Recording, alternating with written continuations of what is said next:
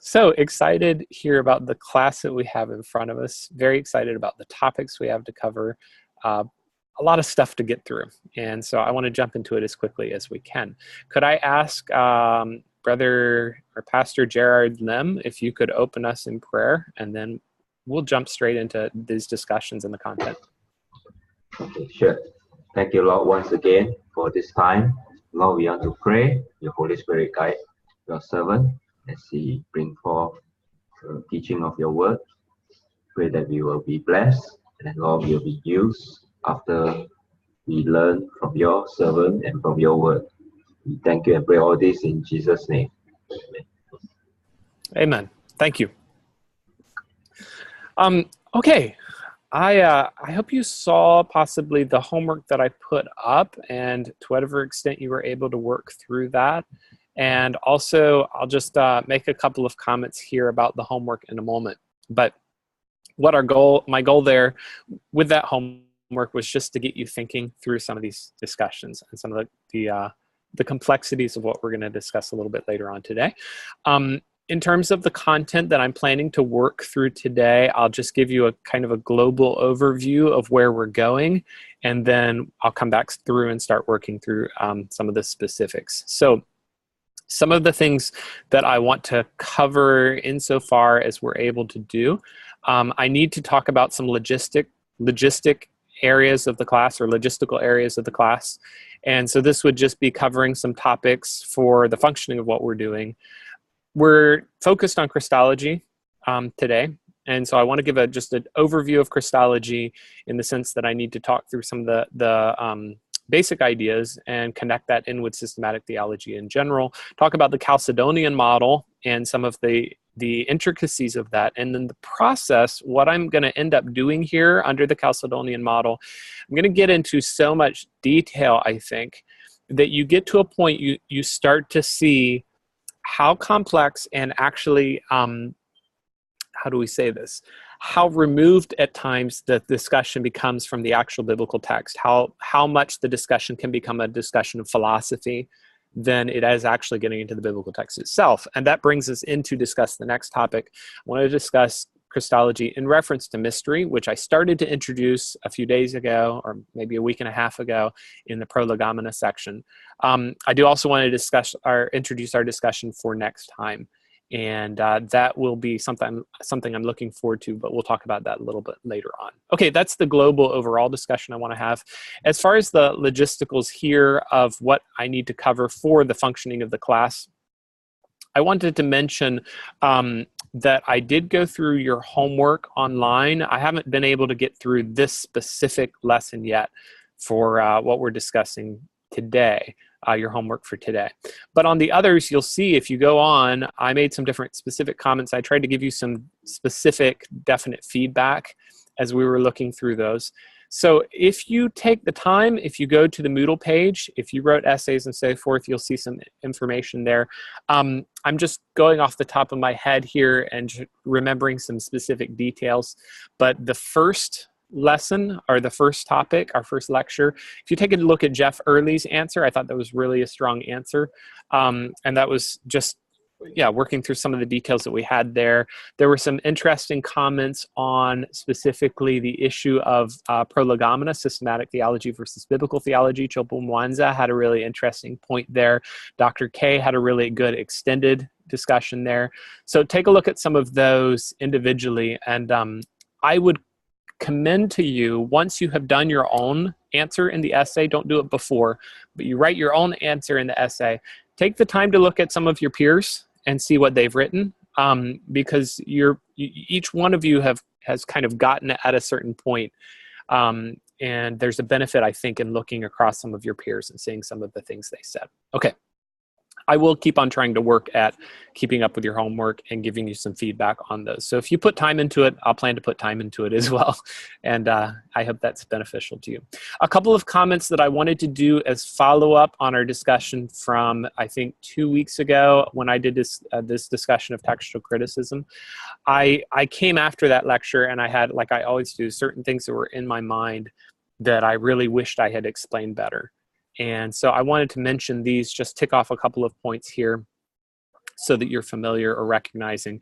The Metzger book that I recommended, or actually I required for your homework there, can I just say I've continued to read through that, and I've been really enjoying it. I had read it maybe I don't know, 7 or 8 years ago, and so coming back again now and reading it again for whatever reason, I'm really enjoying it again.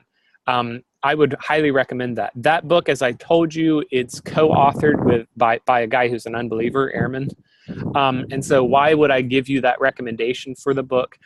Well, if I had my choice, I would have you do the 3rd edition, not the 4th edition, before Bart Ehrman came in. But that 4th edition for a book that's fairly expensive is available for free online. Okay, and I'm mentioning that to you to say it's an expensive book if you buy it physically. I don't know why it's available online, but it's through a reputable source, Internet Archive. They do their background check and homework. It's there. It's legal.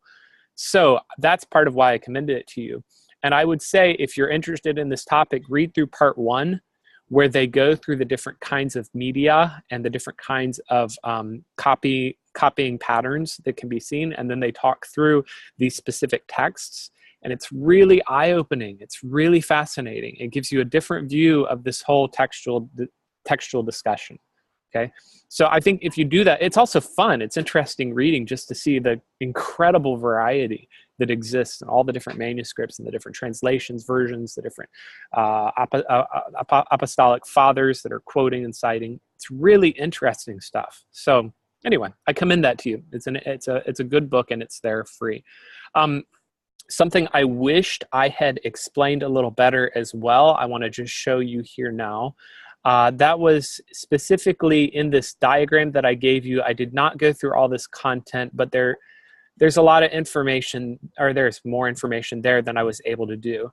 And that was specifically, let's see, make sure you're seeing the correct thing here. Yeah, that was specifically in these verse references that are here on each one of these points.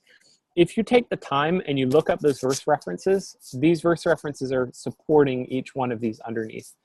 And the one that I definitely did not go into at all that I want to just mention now so that you're aware of it, underneath translation, that's what this box down here below is about. So there are these categories of how the Septuagint uses the Old Testament. And these different 6 categories are telling you something, that there are lots of different ways the Septuagint does it. Okay, and that should be connecting into another resource that I put up for you, but I didn't tell you about, and that's part of why I want to talk about it now. This is a really fascinating resource, again, that I was able to find an excerpt for you.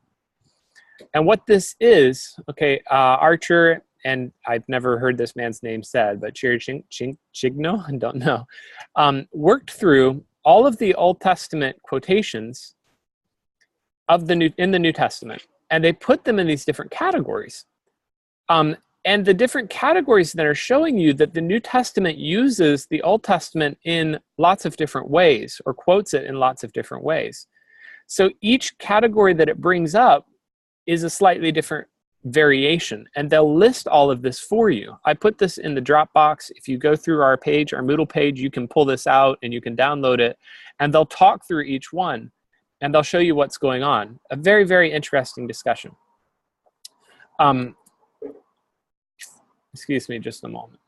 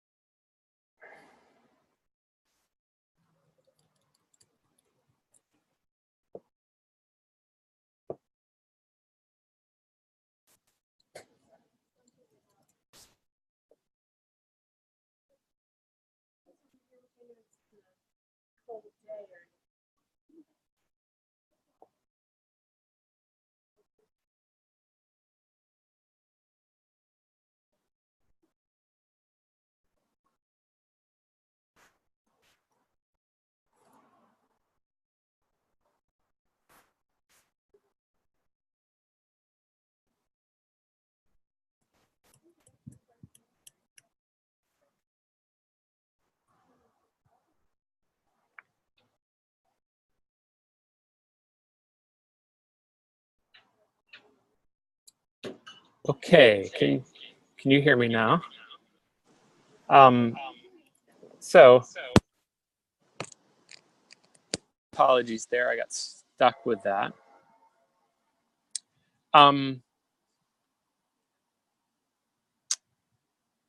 Hopefully my computer is okay. Something just crashed there. So where you have this,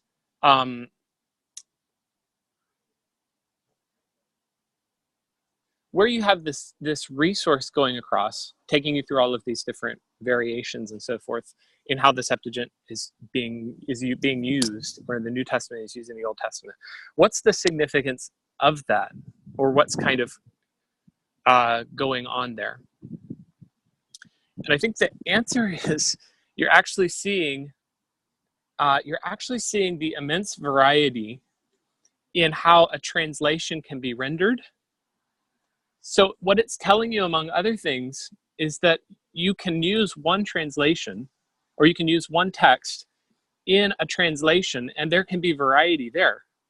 And the fact that the New Testament actually chooses then sometimes to use the Masoretic text, and at other times it chooses to use the Septuagint, is telling you that there is the possibility then of some variety, okay? So the implication for that in our philosophy of our understanding of text, of translation, the significance then becomes that there are multiple ways, plausible ways to render a single text. And if just that much of things was an answer to the whole textual debate, that alone would tell you there's a possibility of multiple translational renderings that are valid.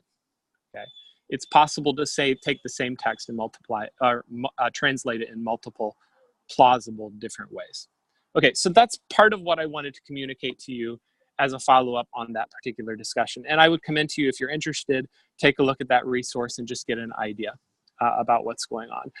I think the thing that is notable, meaningful, significant about that is God is telling you in those words, or in that, you've actually got a biblical basis for multiple translational possibilities. It's not just a thing that we're doing from church history or from natural conclusions, but there's actually a solid, plausible, strong biblical basis for this reality. I think that's interesting. I think that's notable and worth looking at. Okay, next thing I wanted to do, and this is on that logistical side of things, I want to start thinking through our topics, and that this is for the possibilities of your paper. So one of the things, if you look down our list of or our schedule, you'll notice there is a specific lecture we have dedicated that we want you to be contributing a discussion for. And it is because we're moving towards this next year. We're kind of upping the level, moving towards a full level PhD type of course content. And so as we gradually raise that level, we're asking you to contribute or to be involved. And that's part of what a PhD course would be more like, requiring people to be involved that way. Okay, so I was asked a good question. It's something I failed to answer up to this point adequately. What then would we be expecting for your topics? What kind of things should you be looking for? And you really want to start working on that now, because you've got, I think, about 6 or even less, maybe 5.5 weeks to be working through a topic enough that you can present something, okay? So really within the next week, you want to have settled in on a possible topic that you're going to start researching. And this would be something you could pose to us, or we could communicate back and forth to be able to nail down what you would be interested in. Okay, and in those questions, then, here are some possibilities or the types of things that we would be looking for you to do. For instance, let's take some of the topics we have already done in this class.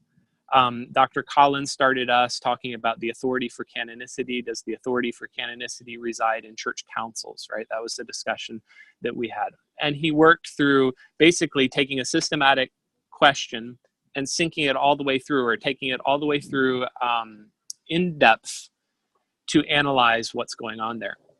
Okay, that would be an excellent topic to do. I'm not saying that specific topic, we've already gotten a lecture on it, but I'm giving you an example of the type of topic. The lecture that I did on this textual criticism, basically the question I'm trying to answer that, why did God allow the transmission process to be human and non-absolute, rather than, God just giving us, this is the text you must use? this text type. This is what it should be. Why do we have kind of a multiplicity of manuscripts? Okay, well, we're trying to answer that from a systematic theological standpoint.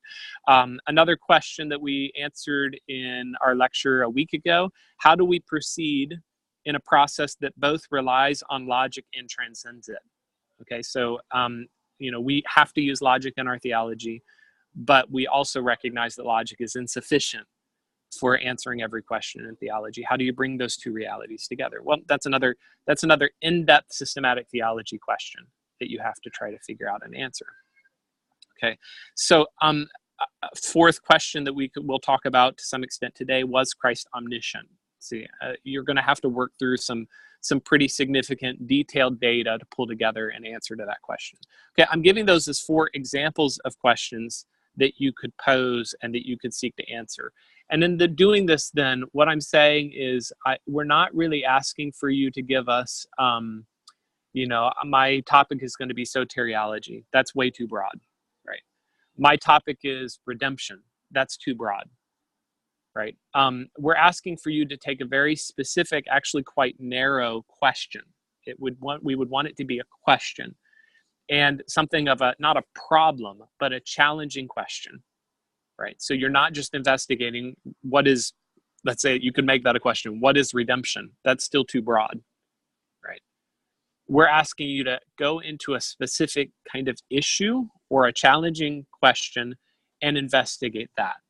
Okay. So you could do something like, adoption. Is adoption our future glorification, or is adoption something in the past?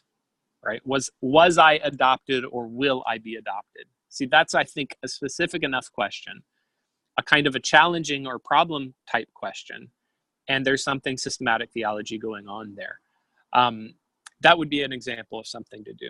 Okay, let's say I'm thinking of an eschatology question. Okay, Dr. Collins is going to talk later to us in one of the lectures. In the new heavens and the new earth, is this a completely new? Is it a destroyed world and God creates something completely new? Or is it kind of he's taking what exists and reforming it, right? Okay, well, that's a pretty specific systematic theology question, something of a problem type question or a challenging type question that I think gets us there. Okay. So any questions there, or anything I can help with there, just to fill out what we mean by that? Any thoughts or follow-up? We're looking, as I said, really looking for you to work through, take a somewhat challenging type question and research this through, okay? And find biblical answers, but find systematic theology and analytical discussion that would help you think through what's happening there. Okay, any comments or feedback we have there? Correct, good. Someone just commented or asked here that, how many questions are we asking you to do? I'm suggesting I'd like to get from you 3 suggestions, and we're doing that because the assumption is we'll look through your 3 suggestions and then recommend, of these, I think this one's the best one to go for, that type of analysis. So yeah, we're suggesting 3, and there should, there's an immense number of possibilities that you could follow through. So 3 is doable. Okay, let's do this. This is Monday, and so let's aim for 1 week from today. Really want to see those coming in. After class today, I'll plan to get up something, a forum, and you can put your topics in there. Okay. All right. If there are no further questions on that logistical side, we'll keep on going and pick up our discussion. All right. What I'm going to do here in opening up this discussion, I want to talk about then the centrality for starters, the centrality of Christology really to all of theology. And what I mean by this, we did a discussion a ways back in the biblical theology class, and I argued there that Christ as the center defines our biblical theology. Okay? And so the way I was making that argument, I was suggesting, as you go through and you work with biblical theological topics, the different pieces of biblical theology are finding their closest connection points with Christ. Okay, and I'm not going to recover that topic because we spent some time on that. You could look back at that lecture if you wanted. But I did identify when I say the center, what do I mean by that? And what I meant by that specifically, what is the single concept or set of concepts that has the most linkage points? Okay, a concept that has direct and strong connections to a lot of other concepts, and all of these other concepts linking into that strong connection to them. That's what we're talking about when we talk about a center. Okay. Now that was biblical theology, and essentially then what I was arguing is Christ is the center, the nexus, the hub, the center point, at the hub in the middle, linking to the rest of Scripture. That was the biblical theology side. What I'm wanting to argue here is a similar thing when it comes to systematic theology. Christ is the center in systematic theology as well. And what I'm going to do just to argue that point is to put up this diagram. So hopefully you see this now. Yeah, I think you should. And what I've got here, I took the different hubs or the different points of systematic theology, and I put them around with Christology as the hub, as the center. I think the competing center, if you wanted to call it that, would be theology proper.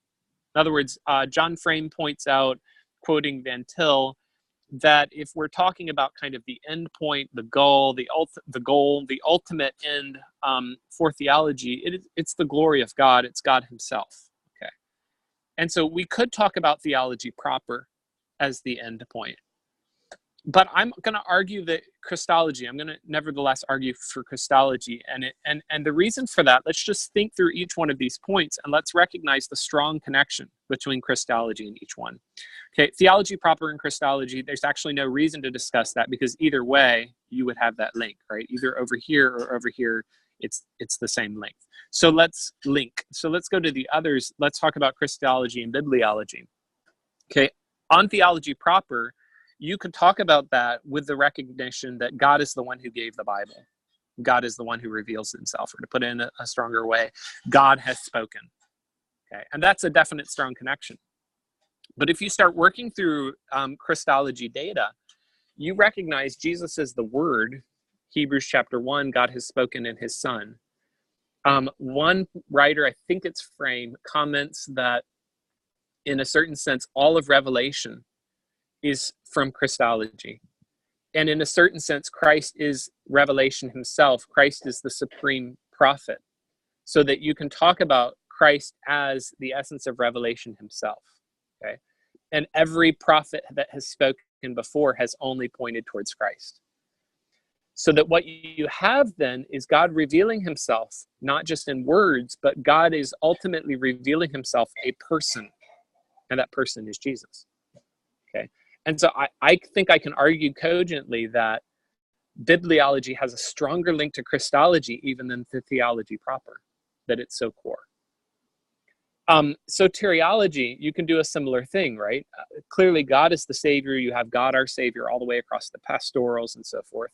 You also have Christ, our Savior, and Jesus Christ called God, our Savior. Okay, so soteriology has an obvious link to theology proper, but you start thinking this thing through, of course, Christ as the Savior, as the one who suffered and died for our salvation. I mean, the link is very, very strong, undeniably strong to soteriology. Hamartiology, how would you connect, think about this, how would you connect Christ, or how would you connect God to sin? See, well, I mean, clearly God, all holy, and totally in every way disconnected in the ultimate sense of the word from sin, or God totally opposed, antithetical to sin itself in his very being and in his very nature. Okay, but you have a moment in history where God carries upon himself the sin of the world, right? And so to think about theology proper, God's connection to sin, what is the connection? That God abolishes it, that it is opposed to God's nature. When you talk about Christology, you're talking about a much deeper link, conceptual link, because you're recognizing that Christ himself carried it. It's extraordinary. I'm going to skip ahead. Let's think about anthropology. Okay, again, a similar thing going on here. What does God share in common with man? Well, here's the strongest point in the history of the world. God became man, or the divine person, the Son of God became man. Right?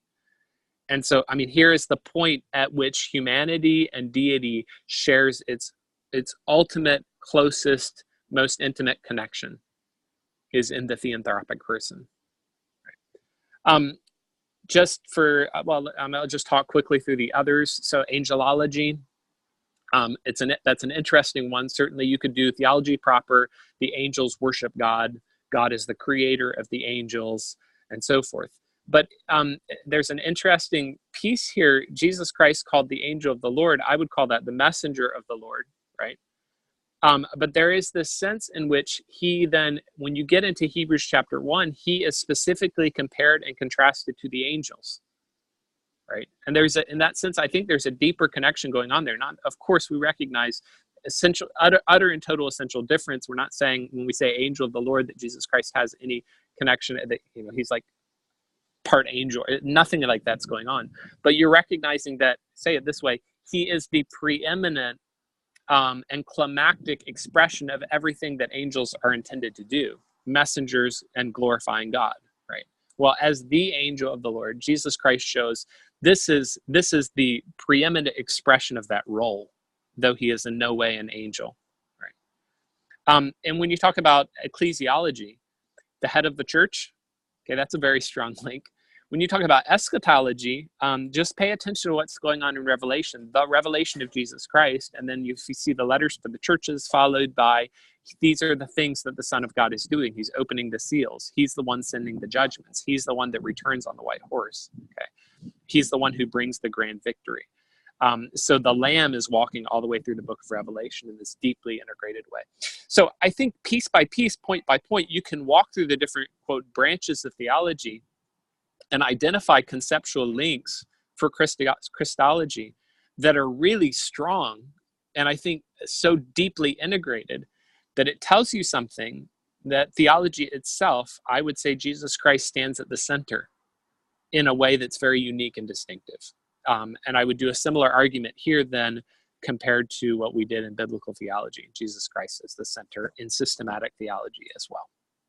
Okay, any comments, feedback, thoughts, any further discussion that we would want to do underneath that? If not, and I'm not seeing anything come back yet, but interested in your comments if you have thoughts there. I want to keep on going now and think briefly about the connection. We're under Christology overview and the centrality of Christology, a connection to Trinitarian theology. Okay, so thinking about Trinitarian theology and what this means, Christology in respect to Trinitarian theology. Let's just look, if you can, John chapter 1 through verse 18. And of course, obviously very familiar information here. This, you know, we're going to talk in a little bit about models of the Trinity and models of the Incarnation. And we've talked just this last time, Dr. Bell's discussion, the three persons, one essence. Okay, John chapter 1 would be our clearest passage that would be showing you the necessity for these models. And I'll talk about these in a bit. These are just models. These are just ways of expressing the data. Okay, but how is it then, John chapter 1, that you can have the Word is with God, so in some way separate, and the Word was God, so in some way they are one, right? Well, that's the model of the Trinity. You keep on going, you get just not very much further into the passage, and you're up to verse 14, the Word became flesh and dwelt among us, and we have seen his glory. Glory is of the only Son from the Father, full of grace and truth. So if the first two verses of John 1 are requiring the models of the Trinity, three persons, one essence, by verse 14, we're requiring the model of the Incarnation, right? One person, two natures. And within just this chapter, both are there. It's not just that, of course, because once you start putting these things together, you're talking about the divine person taking on humanity, okay, suffering as a sacrifice to die, as a ransom, a redemption that is paid to God. So what you've got now is the divine person suffering on the cross, Jesus Christ, making a sacrifice, and at his death, Father, into your hands I commit my spirit, making a sacrifice that is redemption paid to God. Okay? Only God himself can provide this sacrifice. Only God himself can accept this sacrifice. God himself raises Jesus Christ from the dead, right? And in so doing, declares Jesus Christ as the Son of God with power. So when you put these things together, the model of the Trinity and the model of the Incarnation are shared together in such a way that to talk about one requires the other. As soon as you have asserted the model of the Trinity, you've got to discuss the model of the Incarnation as well. Both of these have to ride together. And I think that's fascinating, it's interesting, and it takes us back to this broader discussion from our last lecture about the model of the Trinity coming into this as well. To explain that a little further, let's recognize ultimately the model of the Trinity and the model of the Incarnation are just models. Okay, so these are just ways of talking about these ideas. Ultimately, I'm going to show you some diagrams in a little bit, and we'll talk about some of the details of what's going on here. Ultimately, these models themselves, 3 persons, 1 essence, 2 natures, 1 person, these models themselves are not said in Scripture, ever stated that way. Okay. But how do we end up with these models or these ways of speaking of them? And it's coming up from the data. Right? It's coming up from the biblical information itself, and the biblical information is requiring us to find some kind of way to piece these together. I think a good parallel is to think or to recognize, there's nowhere in nature that I go out there and I find a discussion of gravity or E equals mc squared. There's no place out there where these things are set out as laws. Okay? But I go through the data, I look at the information around me in the world, and I realize somehow this relates to that, and here's a way of stating it simply and concisely that I can work with. I think that's what's going on with these discussions. As such, then, I don't know that there is another way to do it, really. I don't know that there really is another way to discuss the nature of Christ, the natures of Christ and the person of Christ, apart from that model. And I will talk about this in a little bit, but just to recognize that these models arose out of the milieu of debate. They arose out of heresies. Okay, and so we end up with, by the time we get to Ephesus and then Chalcedon, we end up with these models developing as people are trying to correct wrong teaching, and the wrong teaching is what brings them to these models. The language we use for them is another pretty basic question. Okay, when we're talking about person or nature, it isn't always exactly clear what we mean by those words, person or nature. There's a really interesting discussion that happens in Creeds of Christendom by Schaff. And can I just say, if you take the time, go online and take a look at Creeds of Christendom by Schaff. Just search for that. It's a free work. It's in the public domain now. It's really good. It's really good. Okay. And so if you'll take the time and look at it, you're not going to regret looking at that resource, and it's free. He talks a little bit in one of his notes about the confusion that happened with hypostasis, okay, which is, it comes down to us as person is what we end up discussing or describing. But that word, there's a little confusion between the Greeks and the Latins, because the Greek-speaking fathers are using that word in one way, and the Latin-speaking fathers, translating it across, are using it in a different way. And they're not agreeing with what they mean between the two of them. And then that comes down to us when we're talking about person. This all gets a little confusing over time. Okay. And therefore we're not always clear exactly what we mean by these words. And I'll talk about these terms in just a little bit. Some of this is the complexity of what we're doing here. There is a sense, even when we're talking about within the Trinity, there is a sense in which we speak of 3 persons, right? Okay, and 1 essence. There's another sense in which we cannot speak of the divine essence, or let's say God in his unity, Okay, we cannot think of that as depersonalized. In other words, we speak of the persons, Father, Son, Spirit, and therefore persons able to interact, able to communicate, and so forth. But you can't take essence, which is what unites them. There is one God. You can't say there is one God as though that God is like a force, a spirit, as in through Buddhism or something, right? Just a unified one, or Allah. You can't do that. So the one God in his unity is also personal, though we talk about three persons. And what it seems, if you go back, it seems that maybe the church fathers are actually thinking of one comment when one of the fathers is discussing this.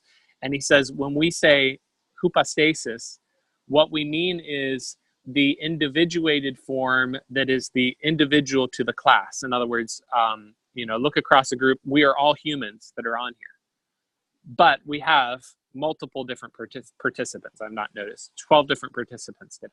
Okay. So the generalized humanity and the particularized 12, okay, me, you, someone else. And Father is saying we're using hypostasis to mean the particularized, you, me, someone else. So when he's discussing that, he's not necessarily thinking in the terms that we often come to in modern terms, that we think of personality, because we have to recognize the unified God also has personhood. It's not just a depersonalized essence in some way that has no personhood or capability of interacting. This is the complexity of what you get into when you're talking about the Trinity. And we have to think about that way in terms of the Trinity. Some of that comes down to the model of the incarnation as well when we're talking about Jesus Christ. Okay, so here's an interesting thing to note just about the way these terms work. It's interesting here that to some extent Trinitarian theology and Christology seem to reverse their terms here. What I mean by that, person is the multiplicity in one, the Trinity, right? There are three persons. But in the other, it's the singularity. In the Trinity, we have three persons, one essence. When we get to Christology, we have one person, two natures. Does that make sense? So it's interesting because the term that is being used to say the multiplicity in Trinity is the term that's being used to say the singularity in the Christology side of the model. That makes sense, doesn't it? Because, okay, if this is the three persons, Father, Son, and Holy Spirit, then the Son, the one, that's the person, right? Well, same thing when you go below that to talk about the nature of the Christological person or the hypostatic union, then the one person has two natures. Okay, so it makes sense the two models interact and they go together. But it is just to recognize some of the complexity that is in the interface between these models, that the unity in the one, Christology, becomes the multiplicity in the other, Trinity. Okay, good. Yeah, a comment here from Brother Ping, Historical Theology, giving us an important input in developing a biblical Christology. Absolutely. There's a lot of discussion and a lot of thought we could do here to work through what's happening. So, what do you say? One side of the equation is you've got to say we would be absolutely foolish, out of our minds, to pretend or to even begin thinking that we are creating our theological foundations from the ground up. In other words, I was born in 2017. I was born in 2000, I was born in the 1980s. I live in 2017. And to say I'm going to start all over and I'm just going to take the biblical text and then I'm going to create my models, it's really foolish because there's a whole 2,000 years of church history that comes before me where people have thought through these things, right? So I need to view myself as part of all of that. And in that, I think the way I want to view that is I want to be able to look back across church history and I want to see where people went wrong or what happened when they went wrong. In other words, basically every error pretty much has been tried by now. And at this point in church history, we're pretty much just recycling errors. So I can take up a new idea that sounds really new and fresh and exotic, and I can recognize, no, actually somebody back in the 5th century, they had this thought too. And here's where that went. Because once you think that, then you have that. Oh, okay, see, that's wrong.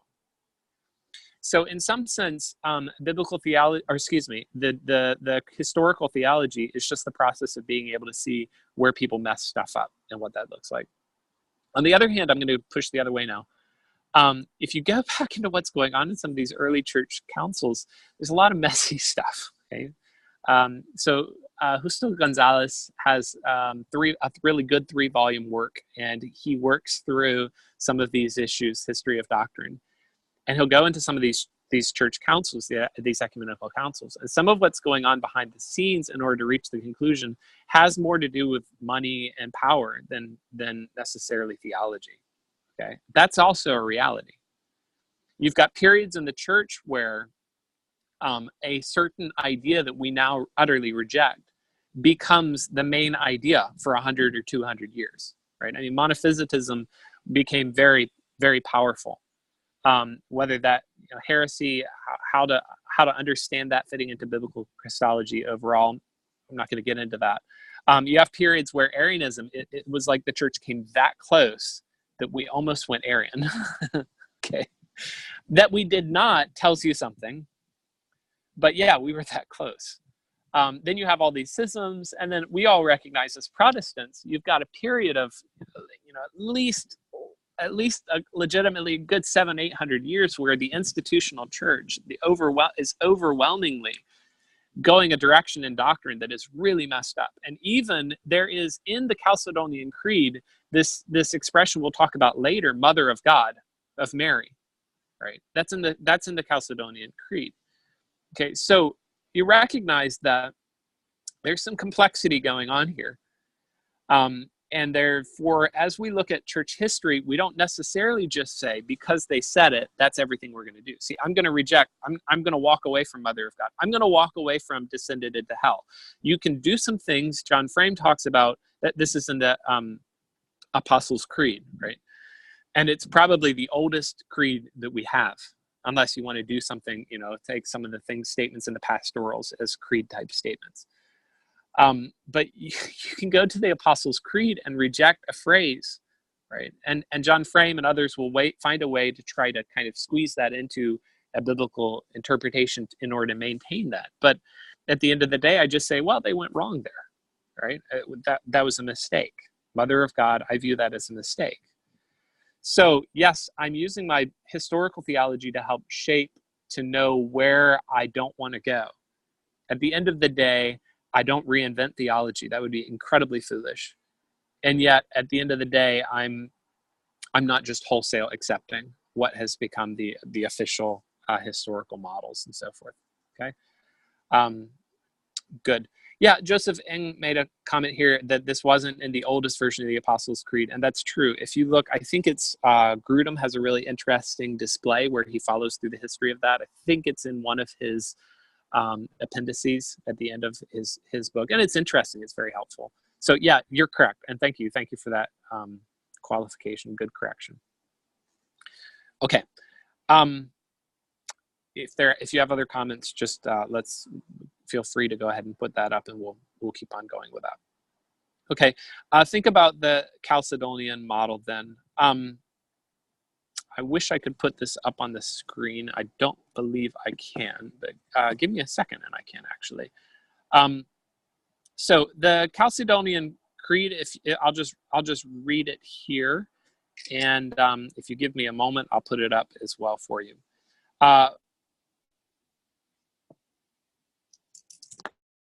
Chalcedonian Creed is, you want to recognize, kind of a further, it's an elaboration that's come a little further down, and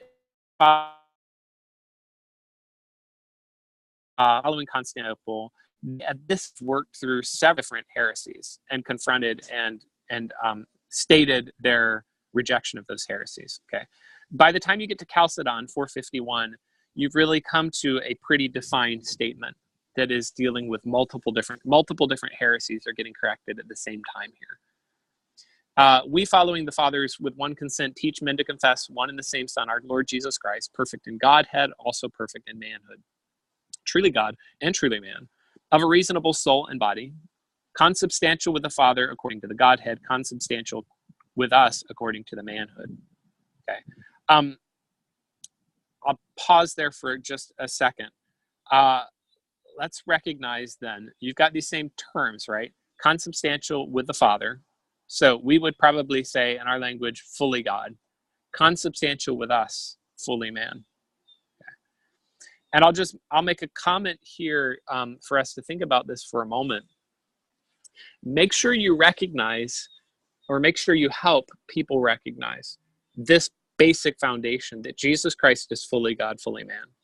And the reason I say that, we put so much emphasis on the fully God side because we're primarily dealing with Arians today, that I think, and I don't just think, I know this, people in our churches are a little, they'll almost react or be a little bit reserved if you start talking about his humanity. If you say Jesus Christ was man, fully man, a man, then they will look back at you and they'll kind of have this blank expression on their face, like, really, are you sure? All right, because he's God, isn't he? Okay.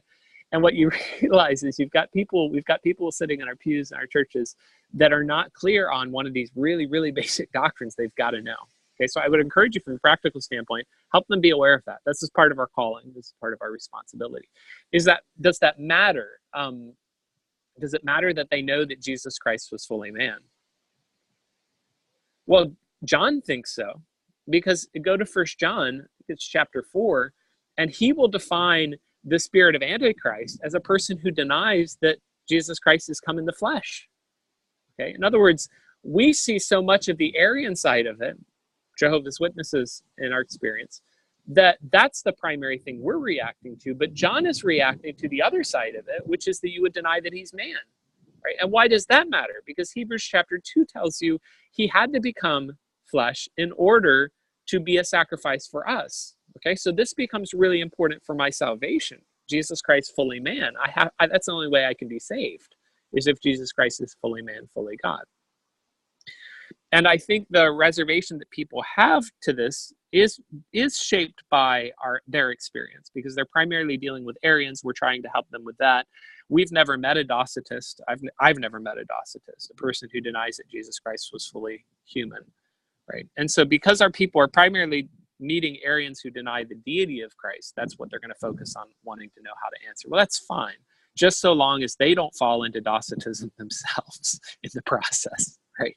Our people ought to be able to confess with confidence, Jesus Christ. This is the way I'll say it to them to try to get through. Everything that God is, Jesus is. Everything that God is, Jesus is. Everything that man is, Jesus is. Everything that man is, Jesus also is. Now, Hebrews will qualify yet without sin, recognizing that sin is not a core part of humanity, right? That's just a corruption of humanity. Everything that humanity is, Jesus Christ is. That would be a way of expressing this doctrine. I'm not going to go into supporting the deity of Christ, because that's something that we did in our last lecture. I'll just say here a comment, something I came across recently that I thought was fascinating. I don't know if you've ever noticed Jude 5. I had never looked at Jude 5 as a proof of the deity of Christ, but it says that Jesus was the one that delivered the nation of Israel out of Egypt. Okay, well, you go into the Old Testament, and it's very obvious who delivered Israel out of Egypt, Yahweh. Okay, but Jude 5 says Jesus. It's pretty fascinating. And it would be worth, from an apologetic standpoint, if you're talking to an Arian, it's worth pointing, you could ask that. Who delivered Israel out of Egypt? Okay, Jehovah's Witness is going to say Jehovah, obviously. Okay, well, let me show you Jude 5. Jesus did that. Jesus is Jehovah. Okay, going back to this creed then, we have to confess everything that humanity is. That would be consubstantial, right? Everything that humanity is, Jesus is. Everything that God is, Jesus is. Okay, it's all there. I am using the word is intentionally because his incarnation continues into the present, right? He is at the right hand of God, fully man, even into the present. Okay, in all things like unto us without sin, they're borrowing the Hebrews expression, begotten before all ages of the Father according to the Godhead. They're attacking Arianism. There was a time when he was not. Right? They're correcting that. In these latter days for us and for our salvation, born of the Virgin Mary, the mother of God. There's that phrase. I mean, what do you do with that, right? It's there. This mother of God phrase, well, I guess I should save it for later, but it has a history, right? And so they're dealing, particularly, they seem to be going against Nestorius, which is a lot of what Chalcedon was intended to do. So they're trying to attack, or they're trying to correct Nestorianism, and that mother of God phrase is part of correcting them.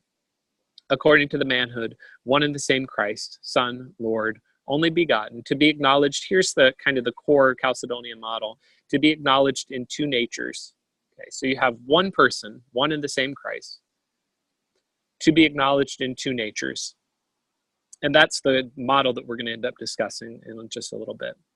Inconfusedly, unchangeably, indivisibly, inseparably, the distinction of natures being by no means taken away by the union, the property of each nature being preserved and concurring in, and here we go again, in one person and one subsistence, not parted or divided into two persons. So you've got one person, two natures, right? One and the same Son, only begotten, God the Word, the Lord Jesus Christ. These phrases here in the middle, in two natures, inconfusedly, unchangeably, indivisibly, inseparably. I'm pulling this here out of Schaff, Creeds of Christendom, and that's the work that's available online. And if you go to his work online, which you can download free, you see he'll put parallel, he'll put the Greek and on one side, and he'll put the English on the other side. Okay, and these, when you look at the Greek side of it, these are these negated Greek adjectives. So you'll have the a, and then you have it followed by the Greek. And so it's maybe a little better. The n and the un is doing the same thing, but we may not get the sense of that fully, what's going on there. It might be even better to do without confusion, or not confused, not changed, not divided, not separated. In other words, that not is with each one of these, which is a further discussion that will happen about this particular creed. And that is the question of what's called apophatic theology, the idea of describing things negatively. Okay, apophatic theology. I talked about this, I think, last time. Apophatic theology says, instead of saying God is everywhere, you say there is nowhere where he is not. Right? You put it in the negative. Okay. There's something essentially apophatic about the way that Chalcedon is being stated. There's something negative. In other words, they're, instead of so much definitively saying, here's how the two natures interact, they can't tell you exactly how the two natures interact. So instead of telling you how the two natures interact, what they'll tell you instead is, don't go there, don't go there, don't go there, don't go there. We tried that one, that idea. Don't go there. That's going to get you into trouble. If you go here, you'll get messed up. And if you go there, that's going to get you messed up. Right? And so the negative side of it is telling you, we've tried, explored all the possibilities, and we found these following things don't work. Okay. Now, how those natures interact or relate within the one person, we're not sure how to go there. We just know that this is how it doesn't work. Okay. There's something essentially apophatic that's happening here within Chalcedonian Christology. And I think that's pretty fascinating and pretty important because it tells us something about the nature of all of this. Okay, I'm just glancing through here to make sure there's nothing else I want to say before we move on. If you have a comment or thought, happy to see your ideas here. Wow, that's an interesting question here. Where might progressive revelation be fit into developing models in Christology? It's an interesting question. Because you've got, let's say this, talk about progressive revelation specifically. By that, of course, what we mean is definitely limited to the canon, okay? But you've got some things that are going on in the Old Testament that are telling you there's going to be a person coming who will have components of humanity, and this person is also going to be God. Right? I think that's maybe about the most you could say at that point. I mean, well, no, I shouldn't say just components. You can tell from the Old Testament that he's human.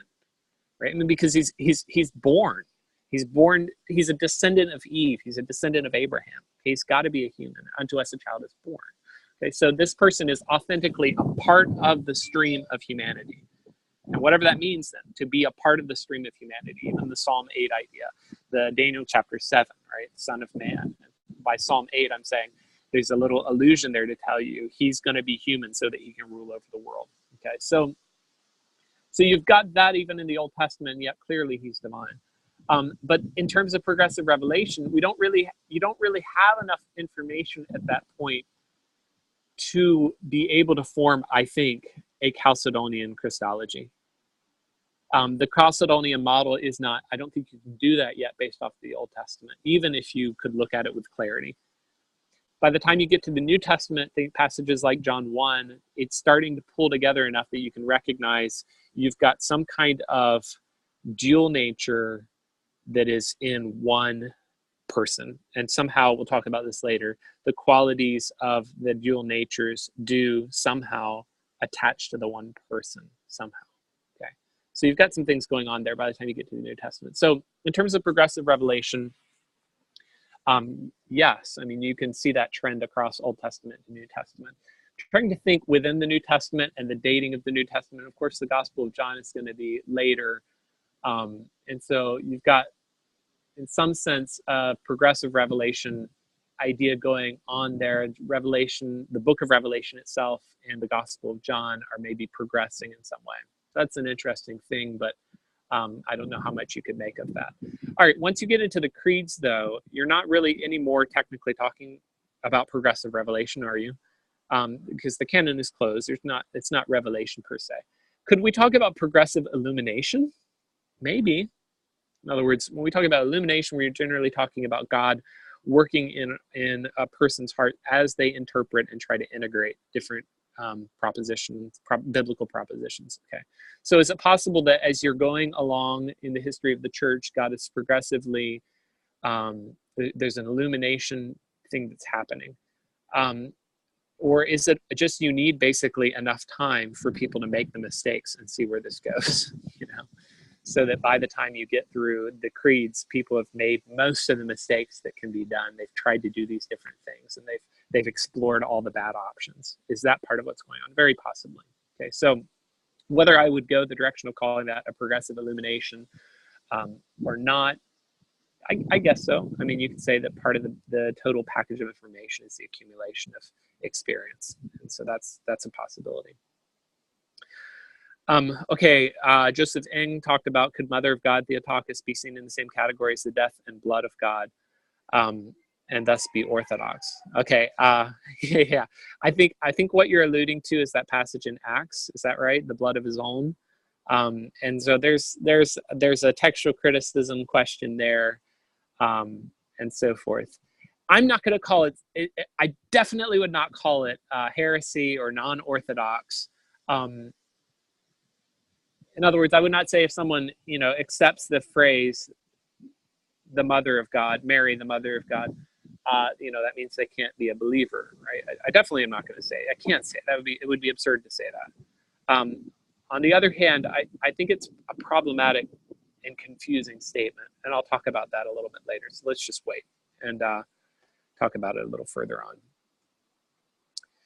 on. Okay. I'm going to pause here, Kenneth Chung. I'm interested in that comment there, and I'd like, if you can, go ahead and in the chat explain a little bit more, because I'm not quite getting the full idea that you're communicating as far as when you say these councils happened so long ago, how much weight can be placed on the suggestions of persona getting in the way of councils. When you say persona, what I'm wondering is, so are you talking about the suggestion of the individual persons in the councils, the people that are interacting and so forth? Anyway, so help me understand fuller what your comment is there, or your question, and let's come back in 5 minutes. I think that's got something there to think about and discuss, and I'll look forward to that. While we have this break for the next 5 minutes, can I ask you, think about the model I'm putting up here right now, okay, and give me your feedback, because these are, I played around with this a little bit to try to think through. These are 3 different possible ways that you could maybe think about the incarnation or the Chalcedonian model. Do you have any thoughts about advantages or disadvantages of each one of these? Is there a pro and a con? Is there something that's helpful or less helpful about the way I drew these? Okay, and so how would you think about that? Interact with that. Think about that for the next few minutes, and we'll come back in about 5 minutes. I've got 2 minutes after the hour, but I think it's about to change. So yeah, it just did. So let's come back at 8 minutes after the hour. Okay, 8 minutes after the hour, we'll continue on. See you all in 5 minutes.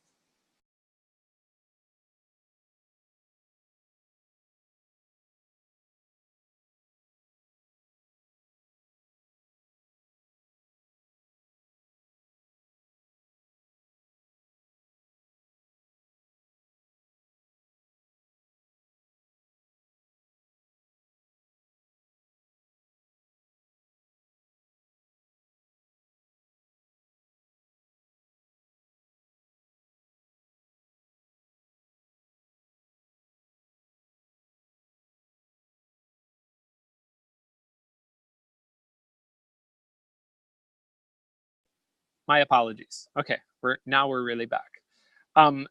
Good. I was just commenting. Thank you for the clarification here as far as in the chat goes. And so the comment here as far as Justo Gonzalez describing the early church councils and the individual battles, politics, and power struggles.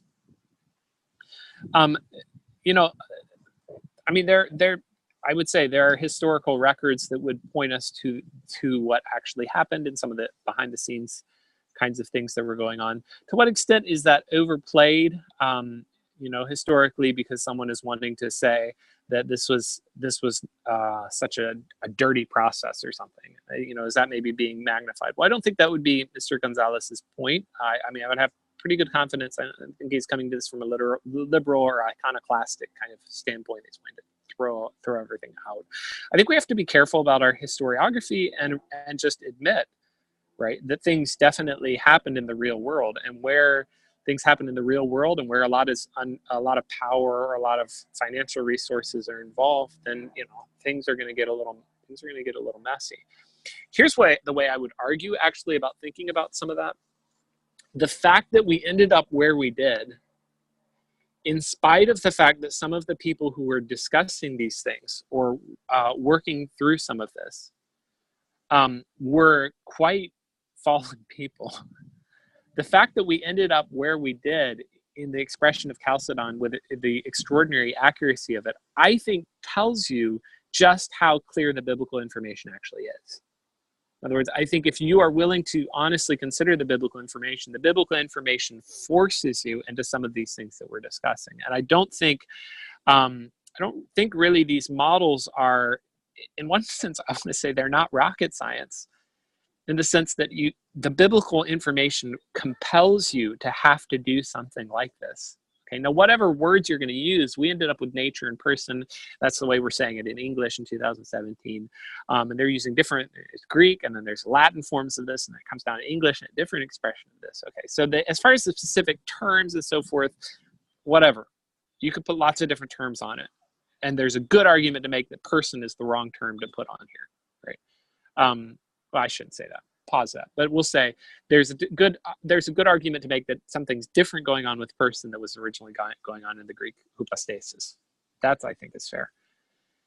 And so recognizing that, sure. But the models we have, I think the biblical information compels you to get here. I think it requires it, which is pretty fascinating. Okay. Let's think then about the models that I put up on the screen. And how would you interact with those? Okay, any comments there? I'll just ask you in these terms. Okay, the one on the top left, we'll call that model 1, the 3 separate circles with arrows. The one on the top right, we'll call that model 2, the 2 circles with incorporated 1 oval. And then the one at the bottom, we'll call that model 3. 3 different ways of graphically representing it. I'd like to get from everybody, just put it out there. I'm going to argue that there's not a wrong answer here, that each one has pros and cons. But your intuition as you look at the screen, 1, 2, or 3, which one kind of speaks to for you carrying the biblical information the best, or describing the biblical information the best? Okay. Any feedback that we've got? Okay, model 3, someone commented. Good. Another for model 3. Okay. Well, we're on a roll here. We have 3 3s.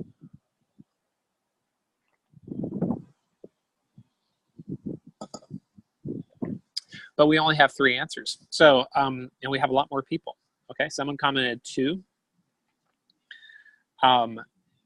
And nobody is voting for 1 yet. So anyway, but I've only heard from 4 people. I'd like to hear from more. Okay, interesting. So Brother Joseph, and 3 because it doesn't open to more stuff with them. Interesting. Okay, that's a good insight. Thank you. Anyone want to give kind of an input for why? That's why I commented on Brother Joseph, and because the why aspect of it. What are the advantages and disadvantages of each one of these? I would suggest this model that's at the top left is probably, if I've seen a graphic representation, that's probably what's out there, or what I've seen discussed. And the thing is, the model number 3, or model number 1, the 2 natures, the 2 persons, clearly separates out the natures and the persons. Okay, so that helps you recognize that in some way you have 2 natures, 1 person. The other thing that's really helpful, I'll talk about this, is the idea of the aspects or the attributes of the natures being attributed, predicated to the person. Okay, and that's something we'll discuss a little bit later. So that brings some clarity. But I do think, agreeing with Pastor Ping, okay, model 2 really gets, it kind of incorporates both of these, because it helps you see that the person incorporates the natures, but when we speak of the person, in some ways, what do you say? We have to analytically think of it separately, okay, somehow. But that's exactly the precise advantage of the 3rd model, okay, which is to say, when you talk about the 2 natures, divine nature and human nature, they are both what comprise the person. It's not that there's some other person out there floating separately, and then the natures comprise those, right? Good. I think that's, Pastor Ping, that's a good reservation about number 3 as well. 3 seems to show that Christ is half divine, half human. It's almost like he's, it's like if you take a creature and you just fuse 2 pieces together. See, that's a little bit troubling. And I think what I would say is all 3 of these, it's kind of like, if you do analogies of the Trinity, if you want to talk about the Trinity, everything has been proposed, okay, all the way, an egg, water, everything has been proposed. You can look at any of the models of the Trinity and you can say, nope, that's wrong, because that's essentially modalism. That's essentially this, that's essentially that. Okay, I think any graphic representation I make of the model of the incarnation has a flaw. Any graphic representation I make, okay? And that tells you something in itself. That tells you that we're dealing with realities that we can't quite pull together in our minds clearly, right? We can't quite answer the questions on these things because they're so extraordinary. Let me think about just a second here. We talked about fully God, fully man, and we talked about the significance of that. I talked about the importance of your communicating that to your people and helping them understand. They need to know that Jesus Christ is fully God and that Jesus Christ is fully man. Primarily that second is what usually comes up. Okay, I want to talk about briefly here the communicatio idiomatum, which is a discussion that happens in understanding how then the natures, the 2 natures, relate to the 1 person. Okay, and this is where you're now getting into really complex stuff in terms of thinking about how all of these parts relate, or how the model works. Okay, so here is kind of, again, I'm giving you the oversimplistic.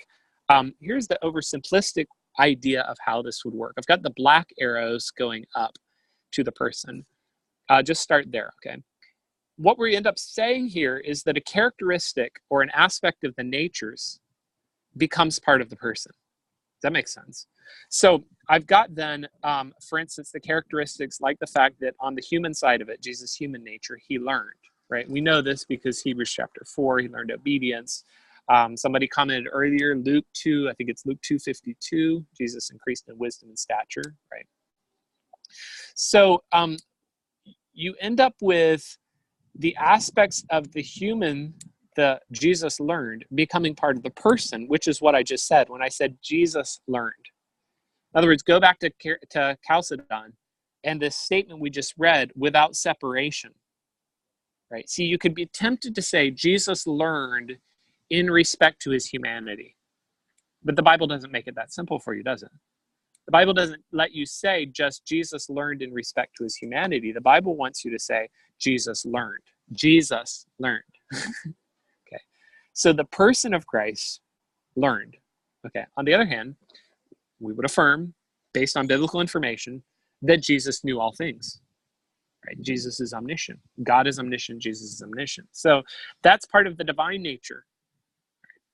And as part of the divine nature, I can also affirm Jesus knew everything. Jesus knew all things.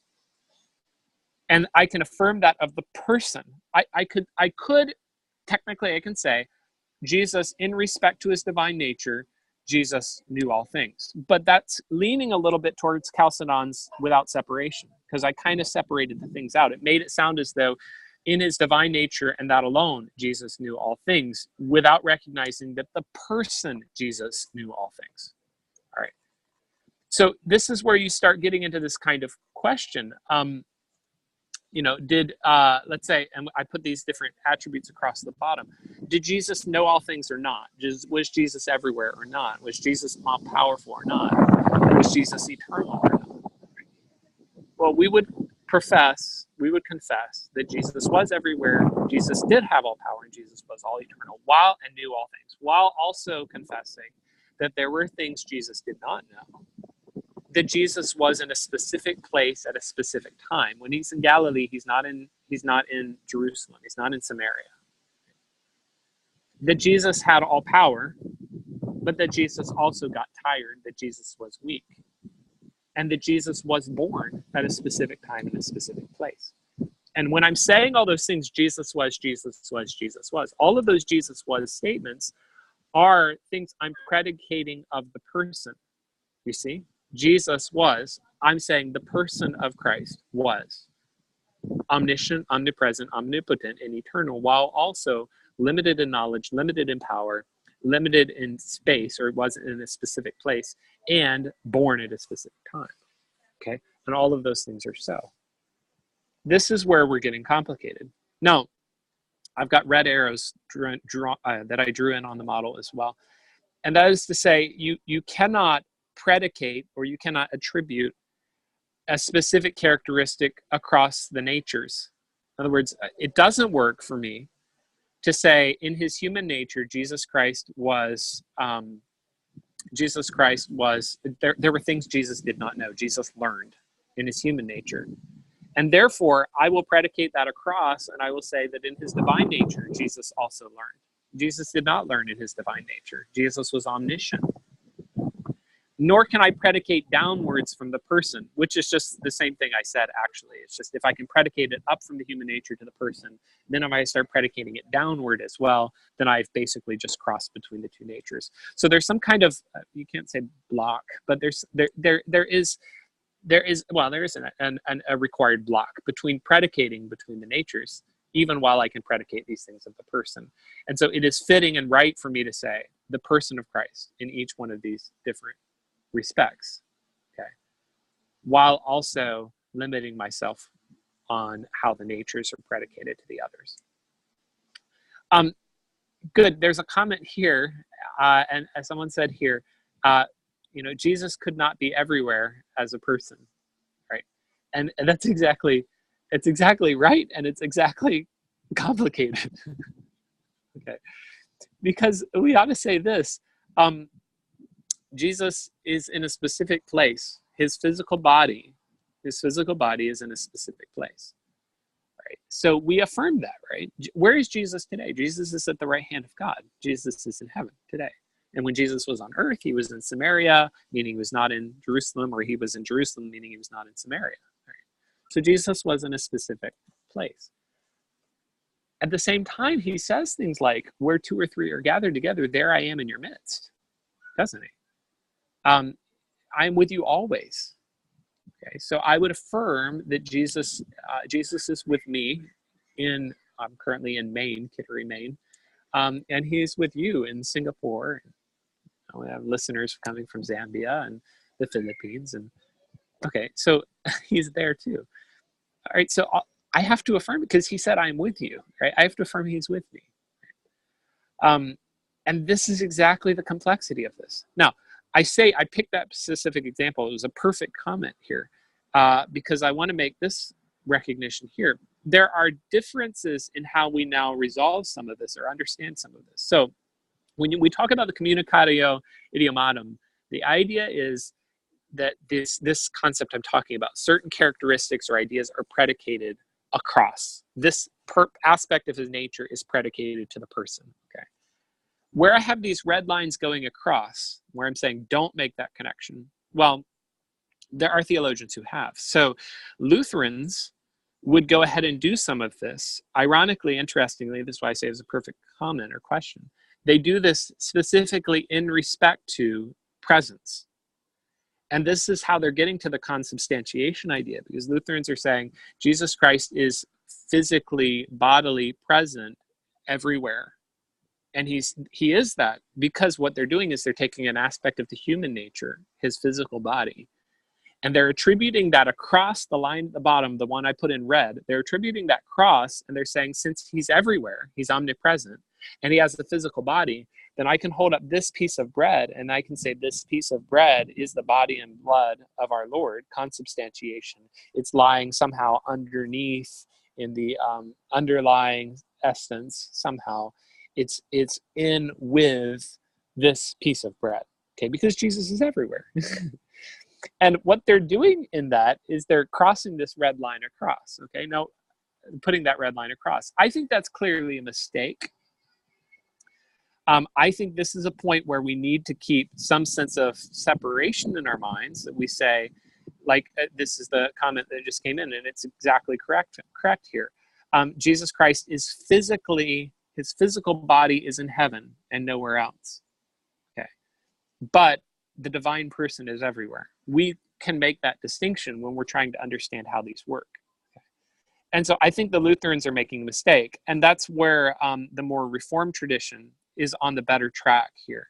By Reformed tradition, I don't mean necessarily connect. It has nothing to do really with soteriology and so forth. I'm just talking about the basics of the tradition that comes from the Reformers or from Calvin particularly. Okay, so the Reformed tradition has stayed better on track here. They would talk about the communicatio idiomatum going up to the person and not across. Right? You can see this if you want. You can look at Frame, and he talks about this.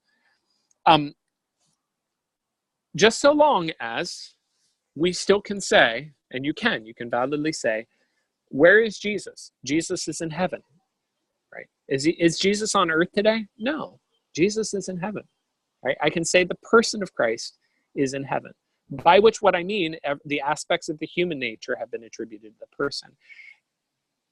And, ready for this, you say, where is Jesus? I can validly answer, Jesus is everywhere.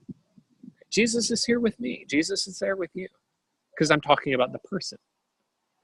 And I end up then with these statements at the top. Jesus, let's apply this now to knowledge. Jesus knew all things. That's a true statement. There were things that Jesus did not know. That's a true statement.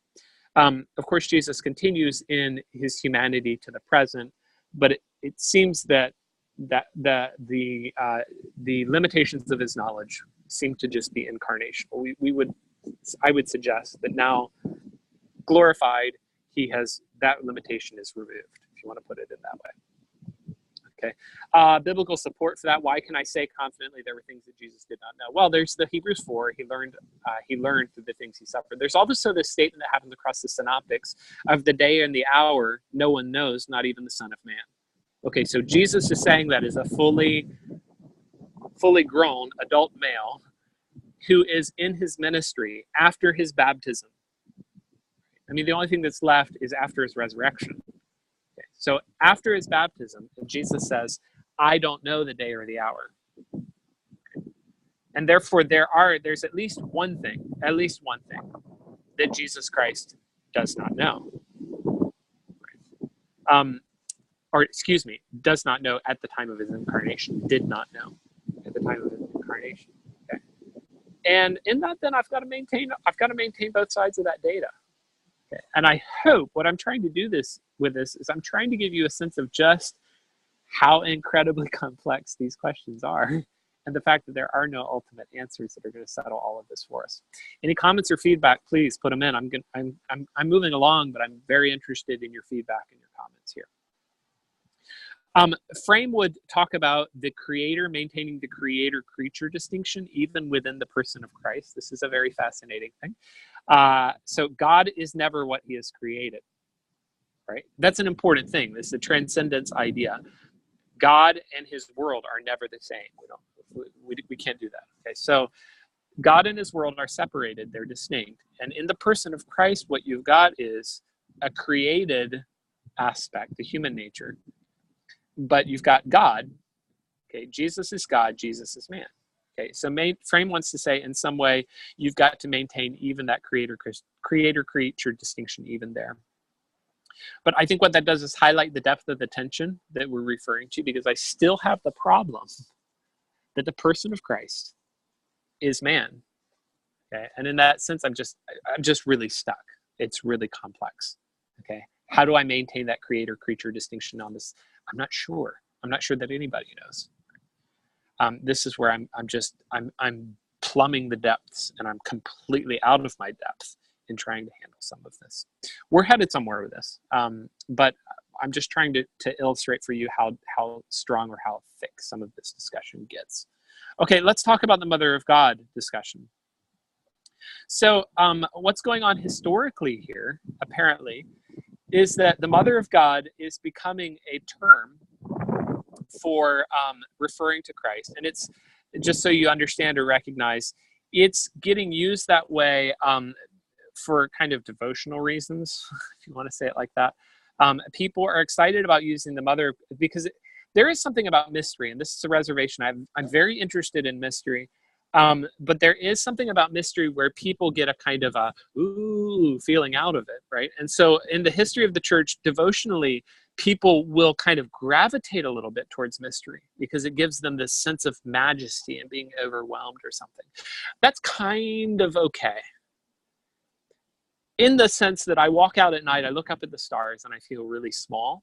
Okay, I do think mystery has a role to play, that you come to certain things like this, and if you think you've got theology figured out, wow, no, you don't know any. You are a child.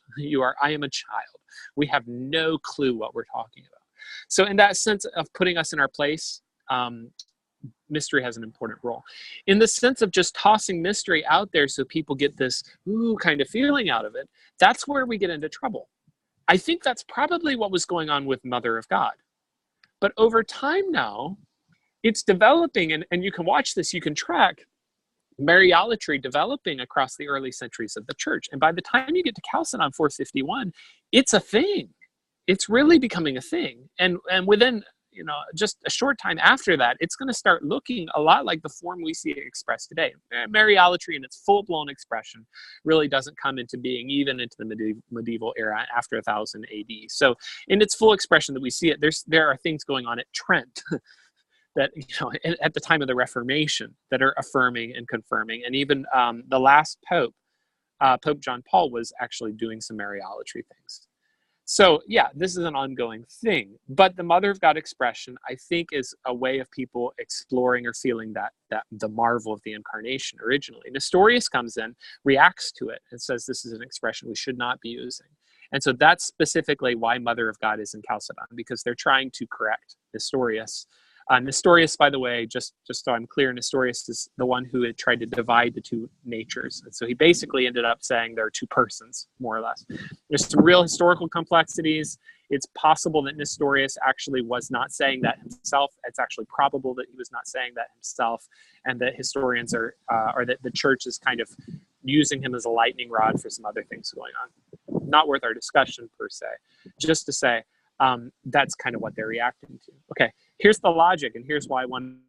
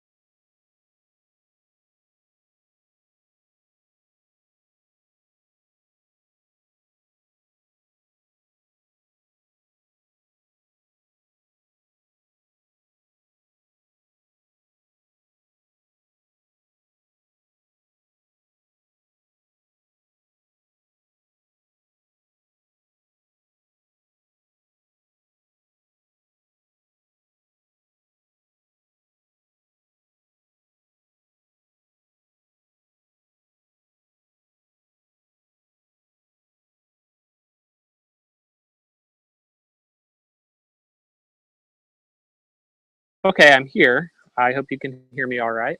Um, we're slowly going down. I started with my computer and I switched to a different device, and now I'm switching to my phone. So anyway, we'll hope and hope that this will continue to work. Okay, follow the syllogism and what's going on here.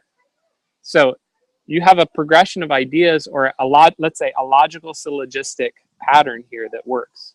Okay.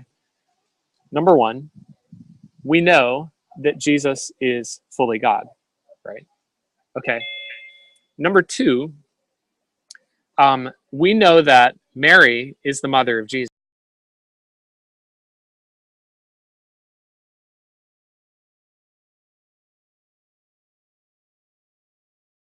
So we know that Mary is the mother of Jesus, and we know that Jesus is God. So it follows from this, it's quite logical, doesn't it, that Mary is the mother of God. That's the logic. And it's actually pretty irrefutable logic at the end of the day. You're not going to be able to knock that one down. So that's the underlying thing that's going on. Okay. The problem I would suggest, or the answer to this, is exactly what I've discussed here a little bit ago. And that is when I put it into this model. I think this model answers that problem.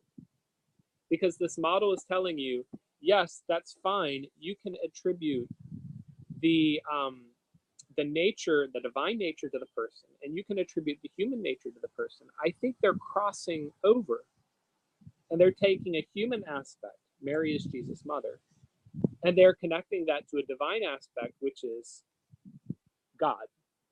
And you're reaching this conclusion that Mary is the mother of God. I think that's what's going on in that, at that core.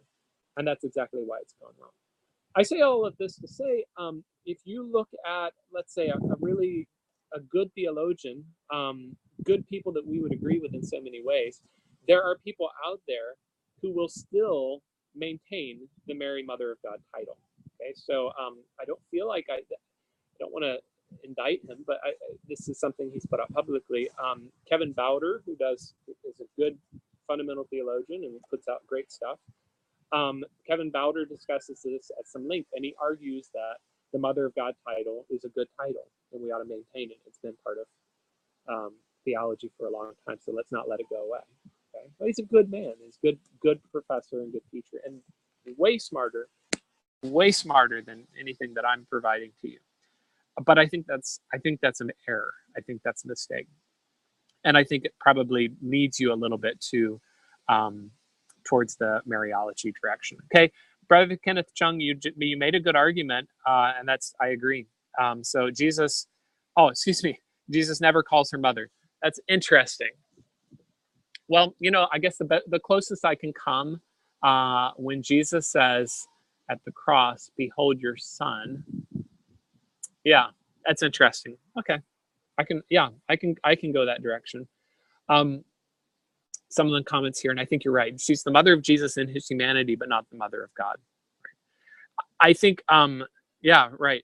I think what you can do here is you can recognize this. When you're saying mother of God, when you say the word God, you have not clarified. There's a Trinitarian issue going on here. You have not clarified what you mean by the term God. And so by the term God, you are assumed to be talking about Father, Son, and Holy Spirit. And so to say mother of God even gets you into some confusion there, right? Something's messed up there. There's a Trinitarian problem you have. And then I think there's also an incarnational problem you have, because you're talking about two natures. And so really you're talking about mother in respect to his humanity. I think I can say validly, mother of Jesus. Yes, right? I can say that, mother of Jesus. But I should not say mother of God, because then I've taken one aspect of one nature and I've applied it to the opposite nature. And that's where I get into trouble. Okay, I think that's all I'm going to do in discussion with that. And I think we're in agreement there that we're uncomfortable with the title Mary, Mother of God. But you may be surprised. You start looking at some really good systematic theologies, and they will defend it. I think partly because they feel a really strong need to defend the creeds. So don't be surprised if you come across it. And I'm just telling you that does happen. Okay, keeping on going. That's a good, I think, illustration of this tension, or how you have to work with this. Here's another discussion. I'm taking you through a lot of complexities about some of this. There's a discussion of what's called the anhypostasia, or the impersonality, or more accurately, the inhypostasia of the human nature of Christ. Here's what they mean, or here's what their concern is. They will say, theologians say, and validly so, that Christ's human nature, the nature that was joined to him at his conception, is an impersonal, or let's say, how do you say, pre-personal?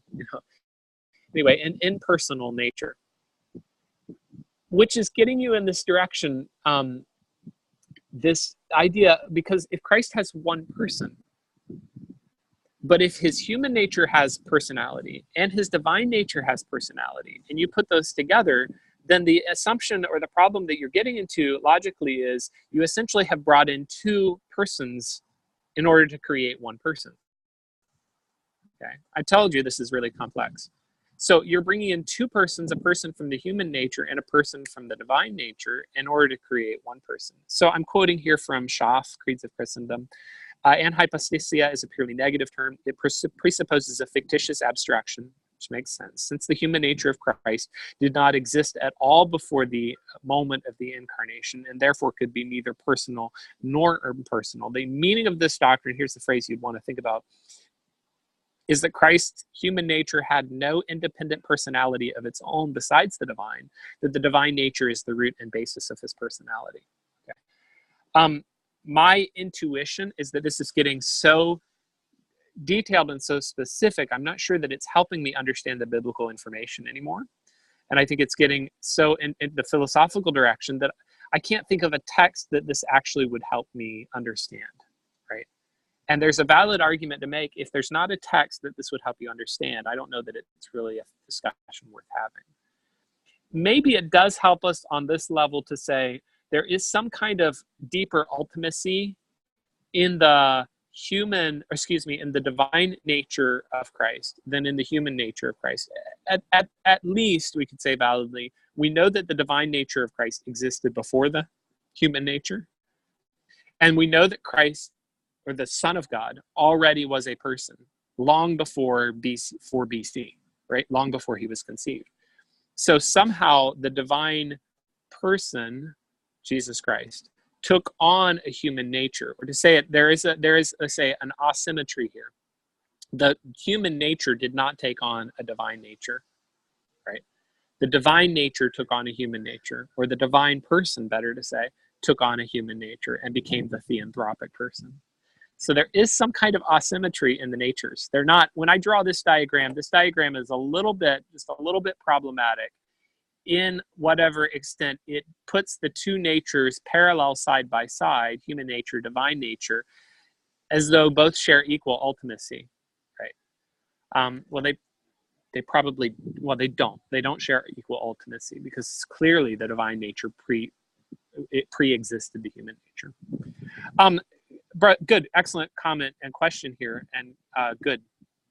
See, so Kenneth Chung is thinking through this, and this is where we're going to take the two pieces, and you just can't make them work. You can't have two persons. We know that. What about the theophanies? Because you have these revelations of Jesus Christ beforehand.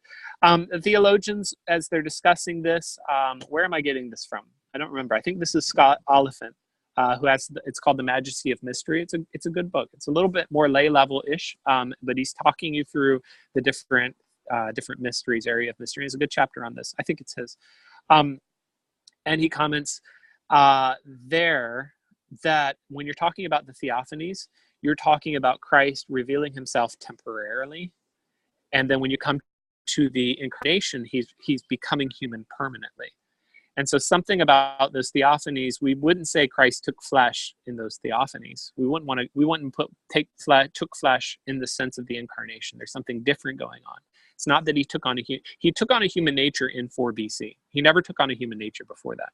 But he could still reveal himself in human form, or reveal himself to people as human. And he did, okay? Coming through those different places. When you get to, I think it's Genesis, what would this be? Genesis, it's like 18 or 19 or something. where they come and the three men come to visit Abraham at his tent. Well, it's expressed. So you apparently have three men coming up, Genesis 18. So, yeah, I mean, something's going on that he's revealing himself temporarily in a Christophany. Okay. Okay, so this hypostasia, if you're interested in it, take a look at Creeds of Christendom by Schaff, and he discusses that a little bit. I'm quoting here from Oliphant.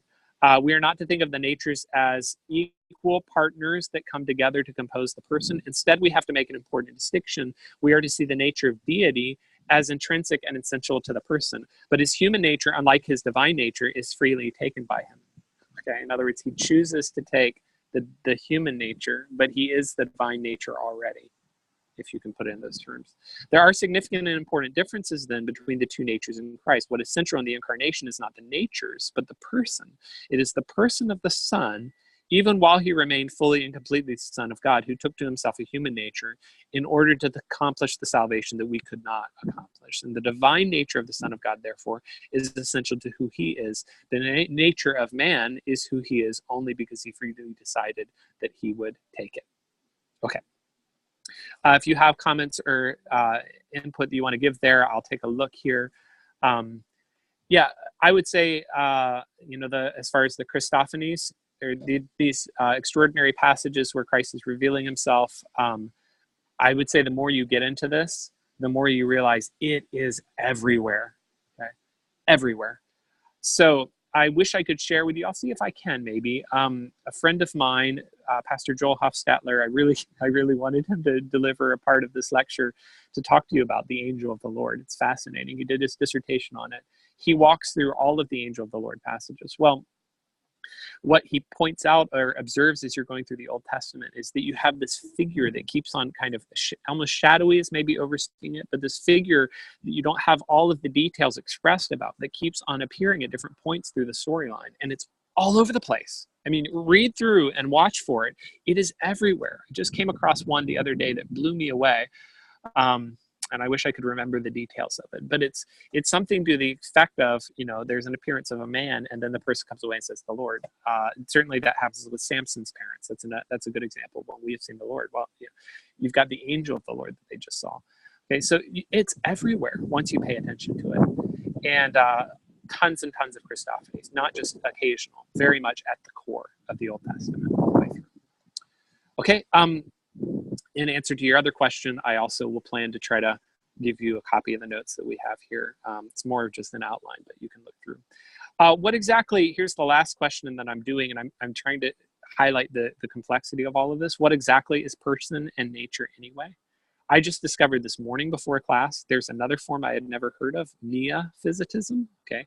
There is monophysitism, which is a heresy that was condemned as the idea that Christ only had one nature. So the idea here was the human nature and the divine nature came together and they kind of were fused so that there's one nature that's not separated.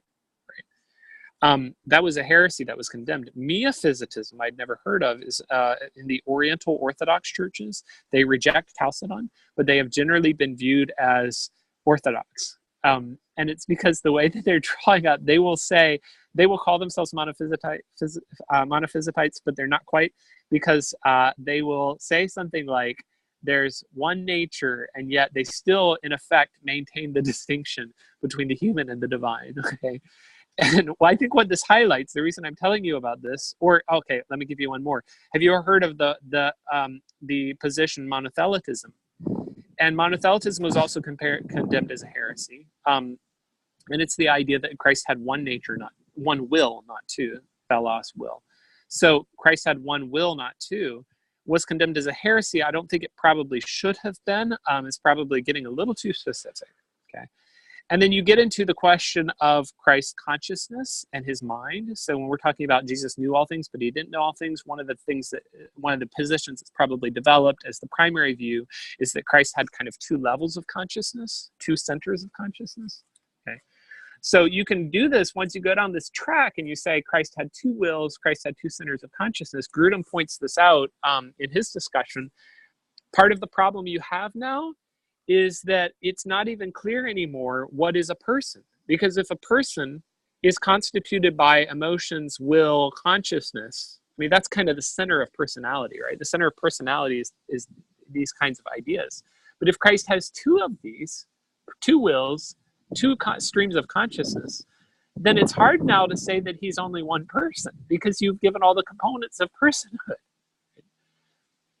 All I'm saying, I'm not saying that's the way I would go. I'm just saying it's complicated. Don't undersell the complexity of it. It is really complicated. Okay. And so we have to maintain two natures, one person, even while we're doing things like we don't know where wills fit. And typically, historically, the will and the consciousness has been in the natures. But you're kind of left not knowing then what makes the person, or what makes the person distinct from the others.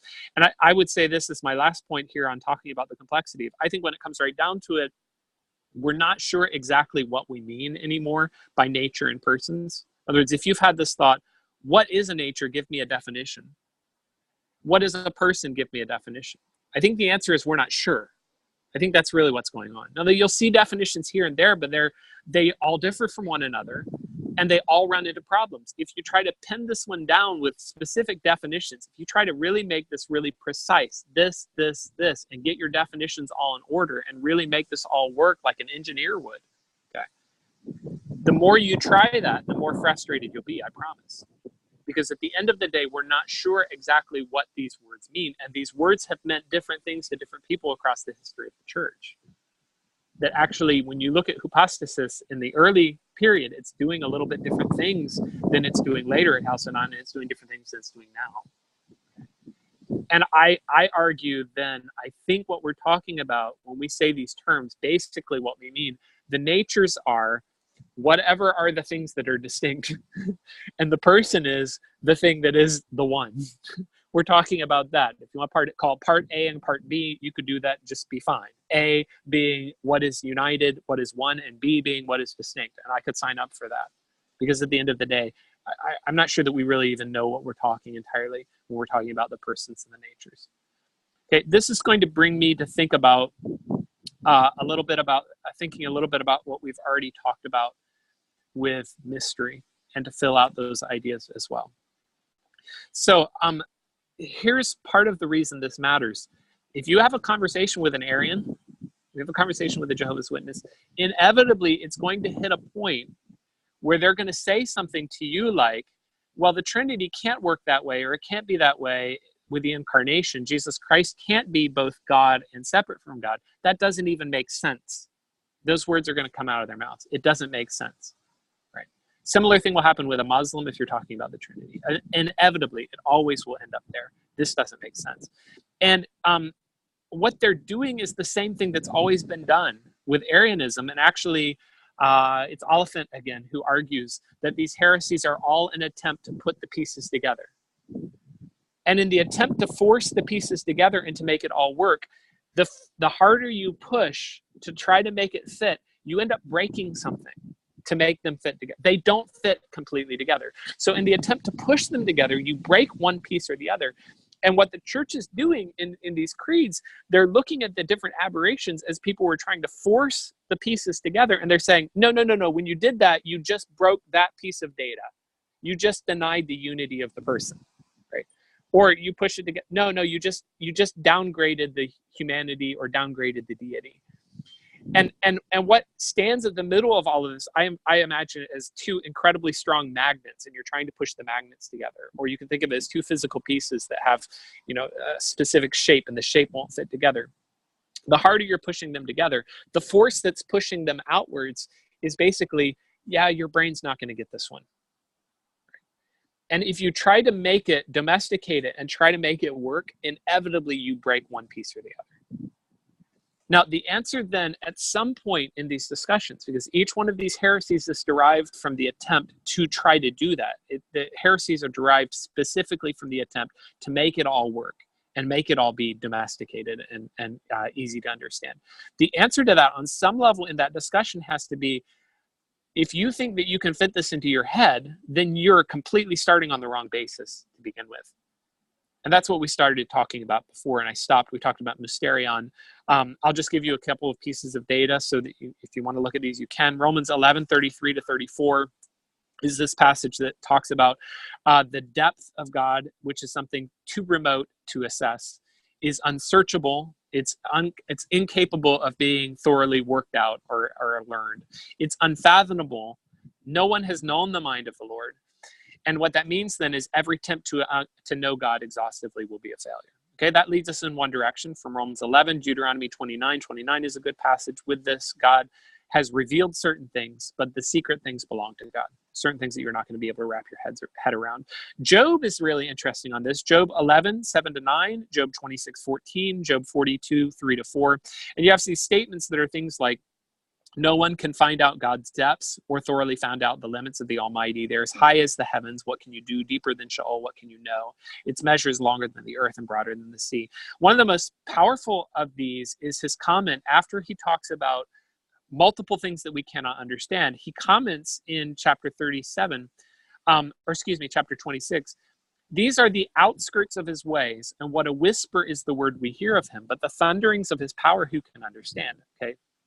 The things that we can't understand are just the whispers. Or Calvin says something like, God speaks to us as a parent speaks to a child. If you ever hear a parent talk to a child and they talk in baby talk, or they really simplify their, in English, they mess up all their pronouns and everything. And they're doing all of this in order to communicate to a child so he can understand. Calvin says God speaks that way to us in his word. He simplifies it down to baby talk so that we can get it. And Job is saying, these are the things that we can't understand are just the outskirts. These are just the margins. These are just the edges. And that's the whisper. But if you heard the thunder, what would you do? And Leighton Talbert says in his book, he compares this to a person arriving, he's writing to a North American audience, talking about the early explorers arriving in North America. Okay, they go in and they travel a mile or two inland, and they see some trees and a couple of things, and they walk back and they get on the ship and they write an account and they send it home to tell everybody what North America is like, because we've seen it. Right? Well, you walked like a mile or two in, turned around and went out. I mean, you haven't seen the Grand Canyon, you haven't seen the deserts, you haven't seen the mountains, you haven't seen the rivers, the valleys, you haven't seen anything. You walk a mile or two. You have not experienced North America. Visitor comes into a culture, stays there for 1 week, goes home and tells everybody what the Philippines or Singapore is like. Come on, you don't know anything. You spent a week there. And Talbert makes the comparison. So I study God my whole life and read his word. And at the end of it, come away saying, I understand God. Oh, really? You don't understand. You have just heard the whispers, and you couldn't get those. You couldn't understand the whispers. What if God just spoke to you in his fullness? Okay, a couple of other passages that will go here. I wish I could talk about each one of these in depth. Ecclesiastes chapter 3 verse 11, 5 verse 2, in chapter 7, again in chapter 8 verse 7, and in chapter 11. You've got multiple places that'll say something like, it'll say something to the effect, God is in heaven, you are on earth, therefore let your words be few. That's one of the comments. So just remember where you live. Psalm 131, I do not tread in great matters or too difficult for me. I have calmed and quieted my soul like a weaned child against his mother, right? So anyway, I could talk a lot more, multiple other passages here we could discuss. We'll just say this enough, and this is about all we have time to do today. Say this sufficiently. When you go through the biblical information, you should not be surprised to discover that we don't get it all. Because the Bible has told you you won't get it. Okay, God has told you 15 different ways that you will not understand this, don't expect to. So then we come to the incarnation, and we're trying to work through the details, and we're all trying to make this work together and fit. And we get stuck. Well, of course you got stuck. God told you to expect that. Then a person shows up at your doorstep and says, you can't believe that. That doesn't make sense. By which they mean, I can't explain what's going on there. Well, of course you can't explain what's going on there. How would you be able to? And at some point, the answer has to be to a person in that kind of discussion, you really expect to understand God? Right. You have to have that kind of discussion with someone. Okay. Good. I think that is all I'm going to do for today. Comment here from Brother Kenneth Chung. Is there a cult or radical view that has an issue with Jesus' person or nature in the present 21st century? Let's say this. All of these different heresies that got condemned, They all exist. No, I shouldn't say they all exist, but most of them exist in some form. A lot of them exist, believe it or not, across, like, when you're talking about the Orthodox Church, by which I mean like Russian Orthodox and so forth. There are different variations within Orthodoxy, and then going out across the Caucasus and so forth. There's Nestorian groups out there, lots of Arian groups, obviously. Eutychianism has a form, Monophysitism has a form. So there are little splinters of some of these ancient churches. If I remember right, the Ethiopic church has a version of this. Okay, splinters of these ancient churches that have maintained some of these theological aberrations all the way to the present. And then, furthermore, even in the present, you're going to have groups somewhere all over the planet where somebody has had the thought that it was an original thought that he solved the problem. And so, he has a group of people that follow him and so forth. I don't know of Docetism, but I'm sure it exists. And the reason I say that is just there's something, human nature. We don't reinvent anything new. So I'm sure there's a Docetist in the world today, though I've never encountered one personally. So yes, there are people that do this. If I was having a discussion with somebody like that, would I pull out this diagram and explain it? Of course not. Are you kidding? I mean, I wouldn't go that direction. What I would do is the discussion we've just been having, start looking at some of these passages. And the person Jesus said that he learned. The person Jesus did not know all things. But then you also have statements, the person Jesus knew all things. Right? You just start going through the biblical data. That's really the way to address it. Go through the biblical data itself. Okay. I will put up your homework. What it's going to be, just so you know, is a discussion. Next time I want to build a little bit more on this. We'll finish out this discussion. It's still on Christology.